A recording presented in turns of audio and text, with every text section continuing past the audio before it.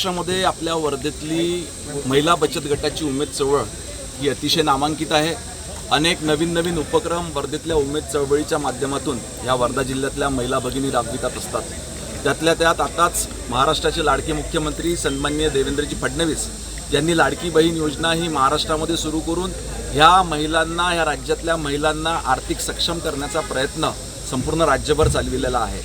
आज वर्धा जिल्ह्यामध्ये देखील जिल्हा नियोजन समितीच्या माध्यमातून ह्या जिल्ह्यातल्या 7 सक्रिय अशा प्रभाग संघांना 7 मोठे असे फिरते वाहन या ठिकाणी उपलब्ध करून दिले आहे। ज्या वाहनांच्या माध्यमातून हे बचत गटाचे वेगवेगळे प्रॉडक्ट जे या महिलांनी तयार केले हे वेगवेगळ्या बाजारपेठेमध्ये त्या ठिकाणी विकण्याचा प्रयत्न करणार आहे। त्या माध्यमातून वर्धा जिल्हा प्रशासन, वर्धा जिल्हा नियोजन समितीच्या माध्यमातून आमच्या वर्धा जिल्ह्यातल्या महिलांना अधिक सक्षम आणि स्वतःच्या पायावर उभं राहण्याची एक संधी या ठिकाणी उपलब्ध करून देण्यात आलेली आहे। आज 1 मे महाराष्ट्र दिनाच्या निमित्तानं मी या ठिकाणी उपस्थित असलेल्या आणि सहभागी झालेल्या वर्धा जिल्ह्यातल्या सर्व सन्मान्य महिला भगिनींना मनपूर्वक शुभेच्छा देतो। धन्यवाद।